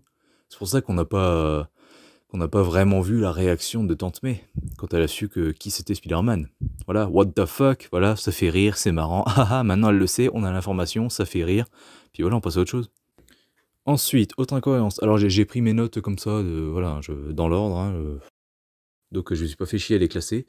Autre incohérence, Wong, à un moment, au tout début, quand Spider-Man va voir Doctor Strange, on voit qu'il porte des valises. Mais il peut quand même créer un portail.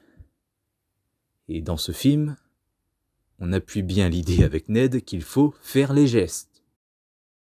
Et après tout, j'ai toujours vu Doctor Strange, enfin je crois bien, hein, je peux me tromper, mais il me semble bien que Doctor Strange et même Wong ont toujours fait les gestes, là, tourner la main, pour faire ces portails. Et ne me servez pas l'excuse du « non mais c'est parce que Ned c'est un débutant, tu vois ». Alors que même dans Infinity War, quand ils se battent, ils font quand même les gestes, quoi. Donc ça doit être chiant de faire ça à force, donc s'ils avaient pas besoin, ils le feraient pas. Et du coup, deuxième question, qui ferme le portail quand Peter laisse Doctor Strange dans la dimension miroir? Ça se ferme pas tout seul. Ou alors ils le contrôlent par la pensée. À Camartage, ils apprennent avec les gestes pour que ce soit plus facile, puis après ils peuvent le faire par la pensée. Je sais pas. À vérifier dans tous les films précédents, mais franchement, je sais pas. Hein. Ensuite, ça, je crois que j'en ai pas parlé dans ma vidéo. De toute façon, si j'ai parlé d'un truc, hein, j'irai vérifier. Je le supprimerai ici. Mais le gag Octo Octavius, là, le fait qu'il rigole, après qu'il a dit son nom. Je crois ne pas en avoir parlé parce qu'il me semble bien que Durandal en a parlé dans sa vidéo, sauf qu'il n'a pas tout dit. Alors certes, la blague est nulle, et tu comprends pas parce que bah Otto c'est un vrai prénom, puis Octavius, ça ressemble à Octave. Très rigolo. Mais surtout, c'est un peu une blague déjà faite. Parce que quelqu'un qui présente son prénom comme ça, et les autres qui rigolent, ça vous dit rien?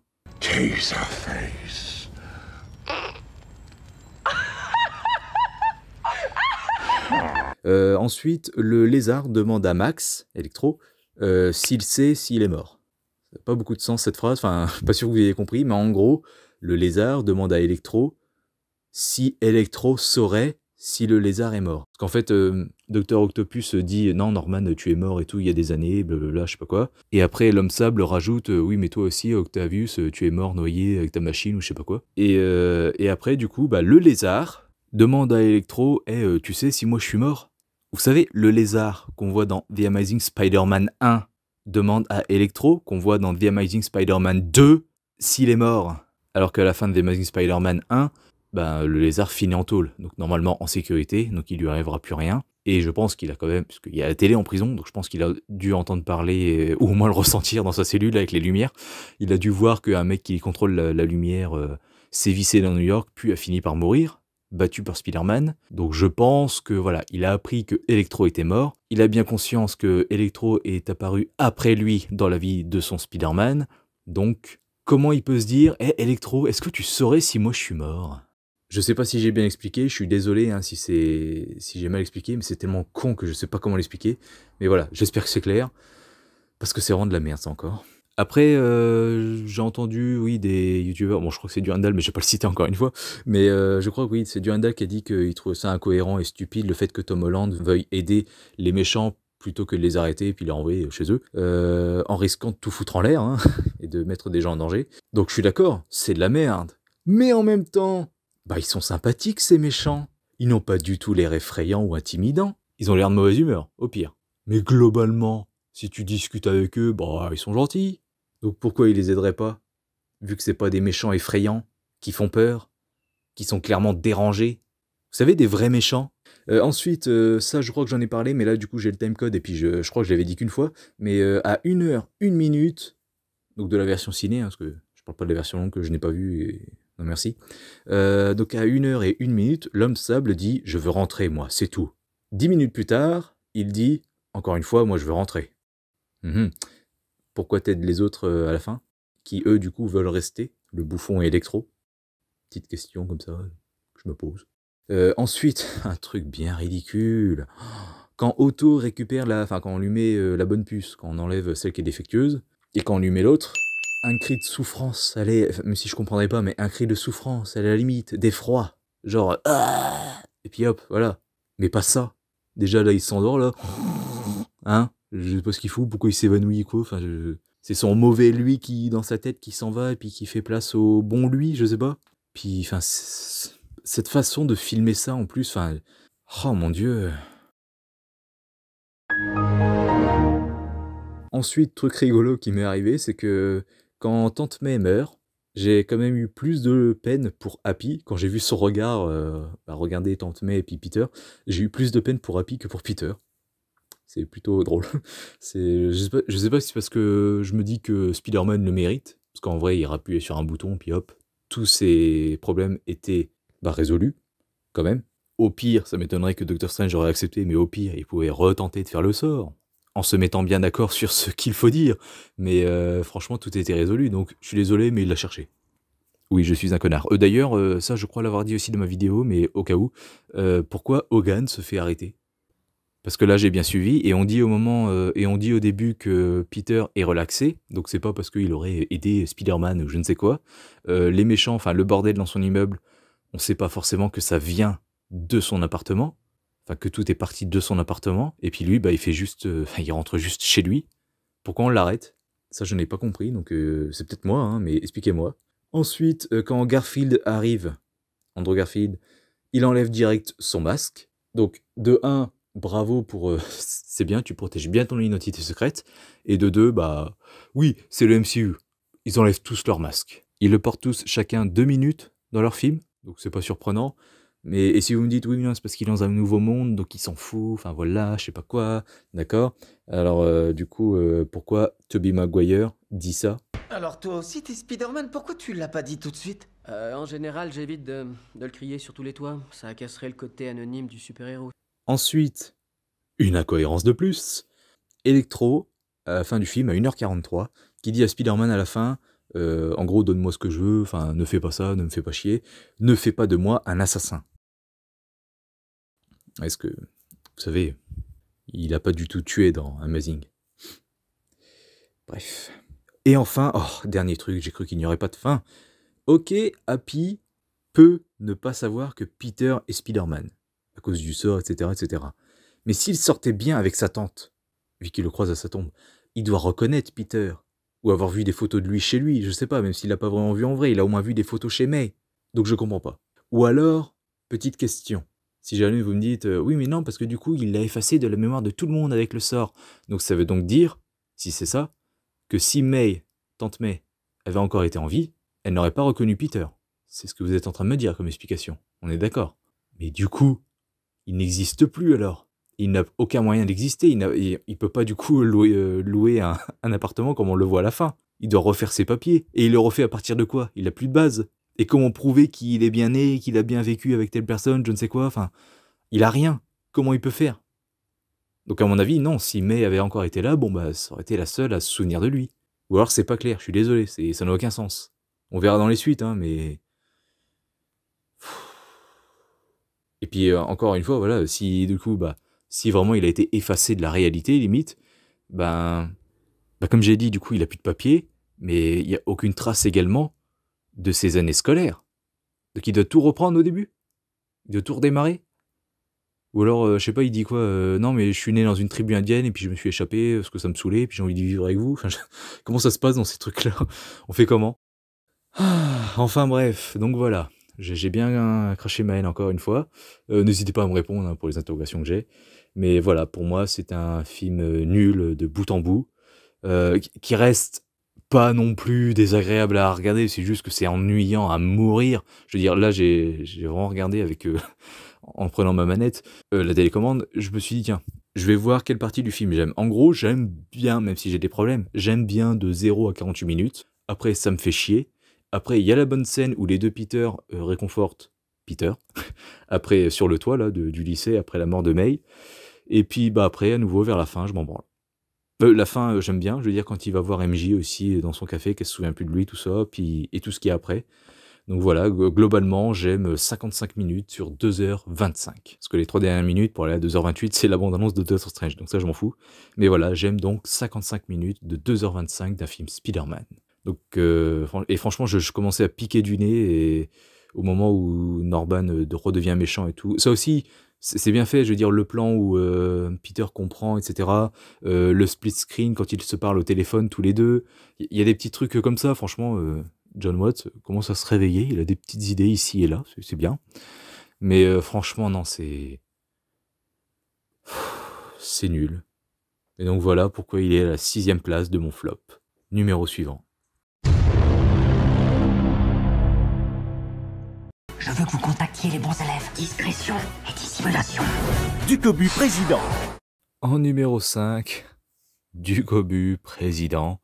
Comme j'ai dit dans ma vidéo, parce que oui, il y a une vidéo aussi pour celui-ci, ouais, je l'ai fait que pour les vues, parce que merde, Ducobu 3, 6000 vues, 35 commentaires. Je voulais réitérer ça, et bon, bah, c'est pas vraiment arrivé, mais ça va. Quand même, je suis content. Et alors pas de l'avoir vu, hein, mais de ma vidéo. C'est nul comme le 3, mais ça reste meilleur que le 3, je trouve quand même. Vraiment, le 3, j'avais pas aimé déjà l'histoire de base. Et tout ce qu'on voyait dedans, enfin, ça n'avait aucun sens. Là, ça a un petit peu plus de sens, même si on ne lui demande pas vraiment d'avoir du sens. Mais voilà. J'ai préféré quand même ce visionnage, mais ça reste de la merde. Un film que je ne veux pas revoir du tout. Je reste sur, bon, le 1 et le 2, mais surtout sur le 1, que vraiment j'adore. Depuis que je l'ai vu au cinéma en 5e avec ma classe. C'est vraiment, j'adore ce premier film. Le deuxième est moyen, sympa, enfin voilà. Mais alors dès le 3, c'est de la merde et j'espère que Elise Moon va s'arrêter là. Parce que c'est pas possible. Moi, je ne peux pas. Donc, je vais pas en parler plus longtemps. Si vous voulez comprendre ma douleur, ben, soit vous allez regarder ma vidéo, soit vous allez le voir si vous l'avez pas vu, et vous comprendrez très rapidement. Donc voilà. Au coin! Mon copain Philippe de Chauvron, qui est le réalisateur des 2 premiers du Cobu, hein, les plus mauvais, hein, on est d'accord. En fait, non! Numéro 4. Qui t'a embrassé? Personne! C'était Trevor? Non! Ma Tessa aurait jamais embrassé un étranger dans un club! Je suis plus ta Tessa, tu m'entends? Mais pendant que t'embrassais un gars, moi je démoli.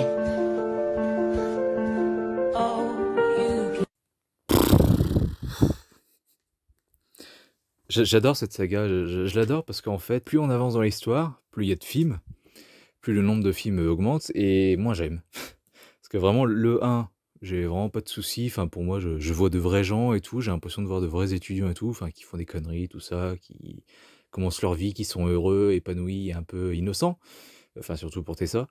Vraiment, le 1, j'ai une petite affection particulière pour lui, vous pouvez vous foutre de ma gueule, mais je l'aime beaucoup. Le 2, c'était déjà mitigé plus, hein, ça s'orientait vraiment vers comment dire, la parodie de 50 nuances degrés, on va dire. Je l'ai critiqué, hein, si ça vous intéresse de savoir pourquoi, bah allez écouter. Et le 3, l'an dernier, c'était vraiment mitigé en moyen, enfin bof quoi. Ça commençait à être vide comme ce 4e. S'il était dans mes tops, hein, c'est uniquement parce que je suis allé, grâce aux flops, ou à cause des flops comme vous voulez, jusqu'au numéro 21. Donc là, il était numéro 18, si je me trompe pas. Donc voilà, si j'avais fait un top 10 comme tout le monde, il en aurait été très très loin. Donc voilà, c'était pas l'amour fou non plus. Et là, le 4, ben, c'est encore moins bien. C'est-à-dire qu'en fait, je déteste pas, mais j'aime pas. Voilà. Franchement, ça m'a plutôt ennuyé. Je trouvais pas ça crédible du tout, enfin juste ridicule. Au point où il y a quand même un enterrement dans le film, et je rigolais. Discrètement, parce que j'étais pas tout seul. Je respectais les autres et tout, mais franchement, je rigolais, et je trouvais ça ridicule, pas crédible, enfin je m'en foutais, mais d'une force incommensurable, vraiment. Donc voilà, l'histoire ne m'a pas du tout intéressé. Déjà, quand on voit la fin du 3, tu vois Hardin exploser de colère parce que sa mère trompe son mec qu'elle va épouser dans 20 minutes. Ok, ta mère c'est une salope, et puis ça te fait mal à ton petit cœur de découvrir ça. Mais tu t'en fous, enfin c'est pas ton couple. Au pire, tu lui mets un petit coup de pression, hop, tu le dis au marié, sinon je lui dis parce que voilà, tu te sens mal pour lui. Ok, ça je pourrais comprendre, mais de là à réagir comme ça, enfin bref. Bref, donc voilà, j'en avais rien à foutre. Donc déjà, dès le 3, ce que ça a annoncé dans le 4, ça m'intéressait pas. Et là, bah en fait, t'as 5 minutes de ça, hein, d'histoire, la suite de la fin du 3 avec sa mère, le mariage, tout ça. Et on n'en reparle pas jusqu'à la fin du film, parce qu'en fait, bah, après avoir baisé dans une voiture, après la piscine, le jacuzzi, enfin voilà, la douche, le jacuzzi, et ben là c'est dans la voiture. Après, ben ils se quittent très rapidement. Et franchement, déjà, si je peux critiquer la forme, avant de critiquer le fond, tout ça va être rapide, pour la forme, dès le début, après les panneaux de production et tout, dont Wattpad, déjà, voilà, la qualité est présente, Wattpad, et franchement, on dirait vraiment un épisode de série télé. Déjà, ça sort même plus au cinéma, je sais pas pourquoi. Bon, pour le 2, tout ça, je me disais, bah, c'est peut-être, enfin, c'est sans doute la Covid et tout. Le 3, allez encore, mais là, le 4, c'est bon. À part en Chine, où c'est vraiment des gros malades, c'est le gouvernement, bien sûr. J'insulte pas les citoyens. À part en Chine, où c'est des putains de gros malades, globalement, la Covid, j'ai l'impression que c'est un peu derrière nous. Et j'espère que ça le restera. Donc je vois pas pourquoi ils sortent plus au ciné. Peut-être parce que Amazon a racheté tout simplement, j'en sais rien. Bref, donc ils ne sortent même plus au ciné. Et niveau réalisation, ça se voit, le cinéma est loin. Et là, en plus, avec ce début de film, c'est très série télé, vraiment. Ça commence tout de suite après les panneaux de production, quelqu'un te parle et tout, t'as les flashbacks, enfin ça fait vraiment dans l'épisode précédent. Et puis direct après, hop, t'as la musique au-dessus, et là t'as une espèce de générique et tout, avec le titre, enfin voilà. Enfin, générique je sais plus, mais voilà. Mais sinon le petit détail est vraiment plutôt rigolo que je trouvais quand même, hein, si on peut se moquer gentiment, c'est que voilà, ce petit truc dans l'épisode précédent se termine par un gros élément dramatique, hein, tu vois, un truc pas gentil, très triste et tout. Et hop, t'as une coupure, et là, We are family. Waouh. C'est quoi cette merde?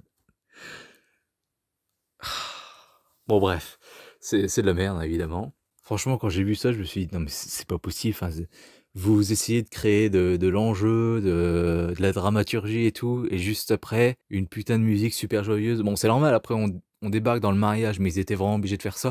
Enfin, je sais pas, tu pouvais foutre une autre chanson, je vois un petit truc, triste parce que c'était le slow des mariés, j'en sais rien. Mon Dieu, mon Dieu, mon Dieu, c'est de l'amateurisme à ce niveau. Bref, aussi, bah, le film, hein, comme les précédents de toute façon, il collectionne bien les clip shows, hein, que Durandal adore. Donc un clip show, qu'est-ce que c'est? C'est ça. Qu'est-ce qu'un clip show? Eh bien, c'est une séquence plus proche du clip musical que de la narration cinématographique. En gros, on nous met une musique, et au-dessus de cette musique, on met des images dont on se foutrait complètement s'il n'y avait pas une musique au-dessus pour meubler. Et donc, parce que c'est essentiel, un clip show de Bella qui se rase les jambes et se brosse les cheveux. Et donc en 20 minutes, j'ai compté que, bah, il y en avait 3. Parce qu'évidemment, bah, ils ne savent pas comment montrer autrement les émotions qui submergent, les personnages. Quand, bien sûr, ce n'est pas pour les voir baiser. Parce qu'il y a aussi déjà des clips shows quand ils sont, oh là là, déprimés, en colère, je sais pas quoi, puis qu'ils s'en vont, ils font la tête ou je sais pas quoi. Et tu as aussi des clips shows quand ils baisent, évidemment. Bon, quand ils baisent, pourquoi pas, mais voilà. Mais du coup, ça ajoute le nombre de clips shows. Donc du coup, en tout, il y en a 5 parce qu'ils baissent 2 fois dans le film. Donc il y en a au moins 5 en 1h35 ou 1h30, sans compter le générique. Donc bravo, vraiment bravo. Sinon, un petit bon point quand même, depuis les épisodes précédents, je critique un petit peu que, bon, pour le 1, je sentais vraiment que c'était des vrais gens et tout, il n'y a pas de souci. Mais dès le 2, même dans le 1 aussi, on peut dire, parce que comme par hasard, Hardin est riche. Donc belle bagnole, tout ça, il a tout ce qu'il veut, voilà, de belles études. Ils sont dans une grande fac et tout, donc ils ont les moyens. Tout ce qui leur arrive de tragique, globalement, ils arrivent à trouver un bon point pour s'en sortir, et tout se passe bien, finalement. Dans le 2, elle arrive à être embauchée dans une putain de grande boîte de maison d'édition et tout. Comme par hasard, le patron est super sympathique, et en plus, bah, il a un lien avec Hardin, tout ça. Voilà, dès que l'autre il croit que Tessa le trompe, mais bon, en fait non, c'est juste qu'il est gentil, je sais pas quoi, gna gna gna. Bon, ok, d'accord, j'accepte ton ami. Enfin, tout se passe toujours très bien. Dès qu'il y a un petit bâton qui vient bloquer leur roue, bah finalement ce petit bâton s'enlève très vite et tout est bien qui finit bien. Et puis là, dans le 3, bah, t'as Hardin qui, en 2-2, publie un livre, comme si c'était aussi facile, et puis en plus, on nous lit des passages et c'est extrêmement mal écrit, vraiment. Déjà, il est choisi pour être édité, mais en plus, les maisons d'édition se bousculent et se chamaillent le roman parce qu'ils ont tous envie de le publier. Donc voilà, encore un truc, encore un exemple. Et dans le 3, on nous disait que bah, Tessa était stérile. Et donc moi je sentais venir que bah, du coup, ah, bah, dans le 4e, ah bah on a refait des analyses, puis non, bah en fait tout se passe bien et tout, vous pouvez être enceinte, enfin vous avez une chance sur 2, je sais pas quoi. Puis hop, dans le 5, bah ils en auraient eu un. Et bah là non, visiblement ils continuent sur cette lancée. Tessa est bel et bien stérile, donc enfin, un élément dramatique jusqu'au bout. Ça c'est cool. Bon, je croise les doigts parce qu'il reste le 5, mais ce qu'ils disent pas non plus que c'est impossible, ils disent que c'est fortement impossible, mais bon, hein, voilà. Donc c'est pour ça que je croise les doigts, mais j'y crois jusqu'au bout, voilà, elle est stérile et puis ils vont adopter l'an 5, j'en sais rien, mais bon. Voilà, ça c'était plutôt un truc bon que j'ai trouvé, c'est que ça ne change pas et je l'espérais depuis le 3, hein. Dans ma critique du 3, je l'avais dit, j'espère que ça va rester comme ça, donc je suis content pour l'instant, c'est toujours le cas. Mais bon, bien sûr, juste après, bah, pour montrer qu'elle n'est pas bien, un clip show. Bref, donc voilà, la même réalisation, hein, évidemment. Donc voilà, franchement, je vous conseille pas du tout ce 4e After. Au pire, voilà, si vous avez Prime, mais au moins ce sera gratuit, entre guillemets, mais ne payez pas Prime. En plus, maintenant, c'est passé à 69 €, bande d'enculés. Donc ne payez pas Prime exprès pour ça, franchement, ça ne le vaut pas. Et si vous voulez acheter le Blu-ray, n'achetez surtout pas à Cultura, parce que eux, c'est 30 balles le Blu-ray classique, la boîte bleue. Et sur Amazon, il est à moitié prix, souvent dans les 15 €, genre 16,99 €. Donc, si vous aimez ça, que vous voulez le voir, enfin, et que vous voulez acheter pour le voir, ne vous faites pas enfler, achetez sur Amazon. Voilà. C'était le petit instant promo, mais là, c'est quand j'ai vu ça, je fais, c'est pas possible, quoi. Donc voilà, numéro suivant.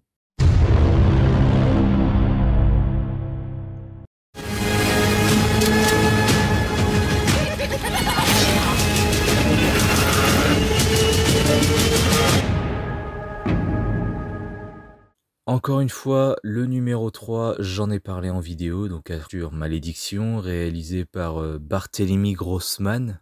je crois, de mémoire. Grossman, j'en suis sûr, mais Barthélemy, pas sûr. Mais Grossman, je m'en souviens, parce que dans ma vidéo, j'avais dit grosse merde en mode blague. Mais voilà. C'est un peu ça, ce film, c'est une grosse merde réalisée par Grossman. Alors j'aime pas la saga, déjà de base. J'ai regardé la trilogie pour aller voir ce 4e film. Je suis très content de les avoir vus gratuitement. Là, franchement, je le dis, merci Disney Plus d'exister. Tu m'as fait économiser 30 balles. Vraiment, là, j'aurais été beaucoup plus énervé si je les avais achetés. J'aurais vraiment été dégoûté, mais à un point où on pourrait même pas imaginer. J'ai parlé pendant 30 minutes de ce film. Donc je vous invite à aller voir ma vidéo que j'aime beaucoup personnellement. Et voilà, bah ce film, c'est pas une surprise. Bon, c'est peut-être une surprise de ne pas le voir en premier, mais lui au moins, en fait, s'il n'est pas premier, c'est parce que lui au moins je peux me moquer. Je peux me moquer du jeu des acteurs, de certains plans, la qualité visuelle qui me fait vraiment penser au truc que je n'ai pas vu, hein, mais que JDG a critiqué, Code Lyoko Evolution. Vraiment, j'ai vu certains plans de ce film, je me suis dit, mais putain, mais ça a la même gueule. J'ai repensé à ça, dans la salle de cinéma. Et d'ailleurs, putain, anecdote, vers septembre-octobre, mon cerveau m'a rappelé, putain, c'est vrai, j'ai vu ce film. D'un seul coup, vraiment, mon cerveau s'est dit, putain, mais rappelle-toi, mec, tu t'es tapé la trilogie sur Disney+, et après, t'es allé voir le film. Et j'ai eu du mal à m'en souvenir, enfin, à m'en souvenir.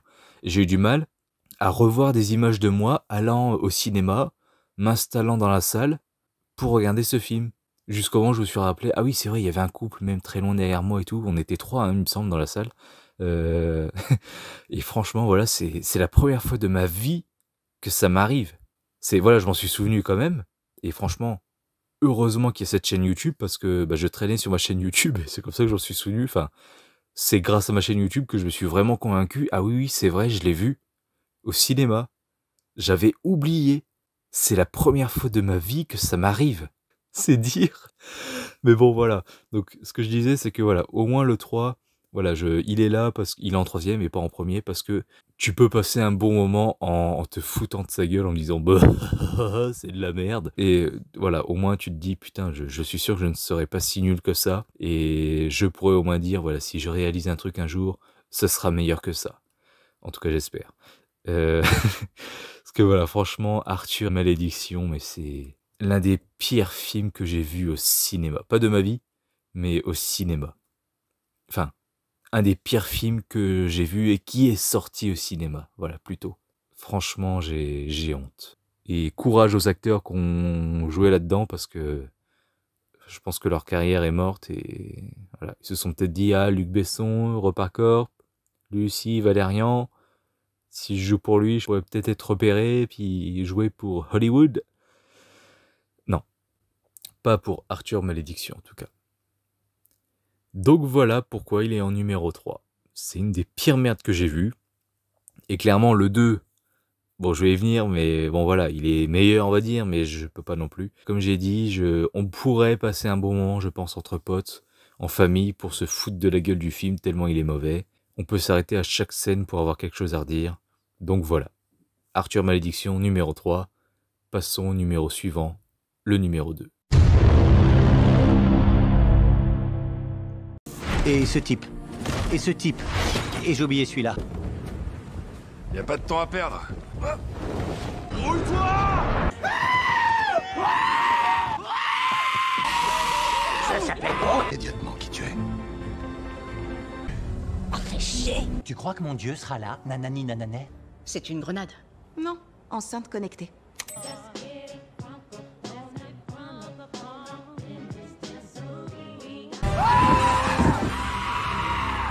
Ouais, c'est Bao, le dieu des raviolis. Psst, hé Bao! Hé là, regardez, c'est Nanani Nananer, le dieu cronien. Nanani nanané. Par pitié! Vous aimez ce film? Donc voilà, comme j'ai commencé à le dire dans le numéro précédent, le numéro 3, Arthur Malédiction. Oui, le numéro 2, on peut considérer qu'il est meilleur. C'est un blockbuster américain, il y a plus de gueule, il y a des bons effets spéciaux, de bons visuels. Vraiment, cette ville, la Omnipotent City et tout, c'est vraiment bien. Le passage en noir et blanc, le méchant aussi qui est pas mal. Et franchement, ce film aurait pu être bien sans tout cet humour-là que je viens de vous afficher, qui est navrant, abétissant, abrutissant, navrant. Je sais pas si je l'ai dit, mais déjà, mais voilà. Je ne peux pas, ce film est frustrant. Ce film m'énerve. Pour vous dire, j'ai fait un montage du film où j'ai enlevé toutes ces débilités. Bon, j'ai pas pu toutes les enlever parce que parfois il y a du dialogue au-dessus, tout ça, donc faut le garder.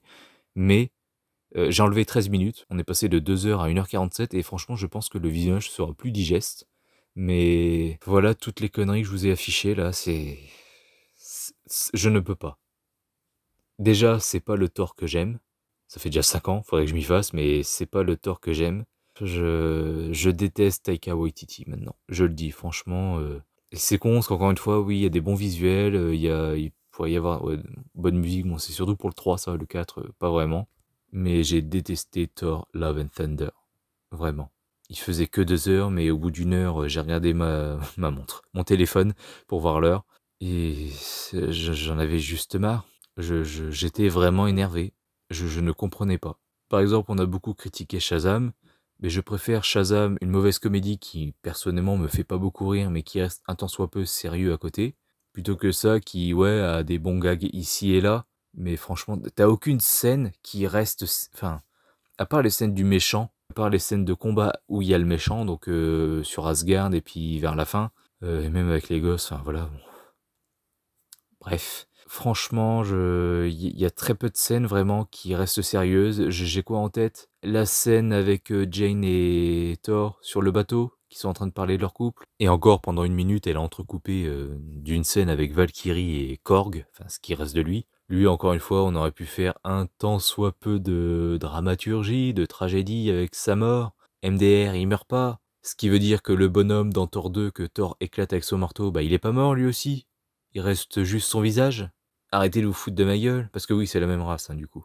Vraiment, j'ai un gros souci avec l'humour Marvel là, depuis quelques années. J'ai fait une critique de 20 minutes si ça vous intéresse, où je reviens point par point sur tout ce qui me dérange. Mais là, voilà, tout ce que je pourrais ajouter, c'est que bah il n'y a pas une scène sérieuse.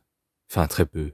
Il y a très peu de scènes sérieuses et je pense que je pourrais les compter vraiment de bout en bout, entièrement. Je pense que je pourrais les compter sur les doigts d'une main. Sans remarques sarcastiques, pseudo-rigolotes, sans intervention, sans gag à la con qui... Genre l'enceinte, putain de merde.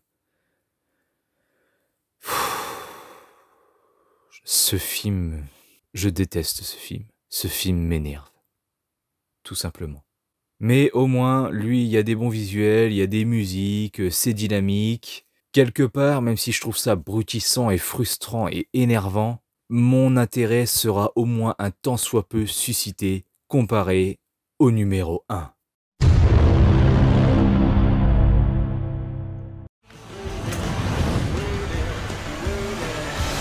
Rien ne peut m'arrêter!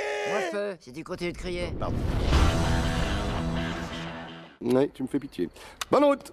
Eh oui, Buzz l'éclair est numéro 1. Je ne le pensais pas, franchement, je suis un peu dégoûté en soi parce que déjà... Spider-Man No Way Home, bah, j'espérais qu'il soit le premier, puis est venu Ducobu président, puis Arthur Malédiction, et Thor c'était une surprise, hein. De base il était pas si haut, il devait être 4ème, je sais pas quoi, mais voilà. Je sais ce que je dis. Et donc là, bah, Buzz l'éclair, franchement c'était... Déjà j'avais pas envie de le voir, heureusement un pote m'a accompagné, j'étais pas tout seul pour cette souffrance, lui était chaud pour le film, lui en avait envie, lui était... hypé depuis le début, depuis les bandes annonces et tout, il savait que ça allait être incroyable, extraordinaire. Je sais pas, alors, bon déjà il a pas vu autant de films que moi parce qu'il n'est pas allé beaucoup de fois au cinéma et tout, donc je sais pas vraiment ce qu'il a vu cette année, mais est-ce que ce serait son premier de son flop? Je ne sais pas, mais ouais, la déception était belle, était même pire que moi parce que moi j'en attendais rien, puis un peu comme Super Mario hein, cette année, je vous préviens, j'en ai rien à foutre et... Tout le monde est là avec les bandes annonces, oh là là c'est super, c'est génial, dont mon pote. Et non, moi ça me donne pas du tout envie. Et Buzz l'éclair c'était déjà ça me donnait pas envie, je comprenais pas ce projet, enfin l'intérêt en tout cas. L'idée peut être bonne, hein, que ce soit le dessin animé qui a donné à Andy l'envie de l'avoir enjoué tout ça. Bah putain, ils sont vraiment pas compliqués dans cet univers. J'ai détesté ma seule petite étoile, comme je l'ai déjà dit, hein, c'était la VF. Donc, vous imaginez, c'est même pas un truc du film de base, c'est la VF. Donc, c'est oui, donc la VF de Chantal là-dessous, sa présence, voilà, c'était rigolo. Elle a rendu son personnage très rigolo, mais voilà. Sinon, oui, le petit chat qui est mignon, allez. Mais sinon, encéphalogramme plat, j'en avais rien à foutre. C'était long, chiant, lent, inutile. La révélation peut être intéressante là avec Zurg, surtout qu'en plus, c'est peut-être pas vraiment lui. Enfin, on verra s'il y a une suite. Franchement, je suis juste dépité, j'ai même pas envie d'en parler plus que ça. Surtout que, encore une fois, j'ai fait une critique dessus. Et voilà, c'est nul. Franchement, je suis désolé, mais j'ai rien à dire de plus, hein, c'est juste nul. Je m'ennuie comme pas possible. C'est incroyable. Et cette année, je sais que je vais au moins remettre ça 2 fois avec la suite de Spider-Man New Generation. Je sais, c'est génial et tout, mais je suis désolé, j'arrive pas à rentrer dedans. Et Super Mario Bros. Je peux avoir des surprises, mais on verra. Mais je ne fonde pas de gros espoirs dans ces 2 dessins animés. Comme pour Buzz l'éclair. Donc voilà, c'était mes flops de cette année. Donc j'espère que vous irez voir mes tops. Et puis bah voilà, je suis désolé, hein, je suis de mauvaise humeur maintenant, j'ai plus aucun entrain, plus aucun dynamisme. J'ai juste envie d'aller me coucher alors que je viens de me lever. Vraiment, j'ai rien à dire de plus, désolé. J'ai même pas le courage de faire une conclusion, c'est dire. Je ne sais même pas quoi dire. Voilà, si ce n'est, bah donnez-moi votre avis dans les commentaires, surtout si vous n'êtes pas d'accord. Donnez-moi votre flop de l'année. Partagez-moi tout ça en commentaire. Salut à tous et c'est parti pour les tops.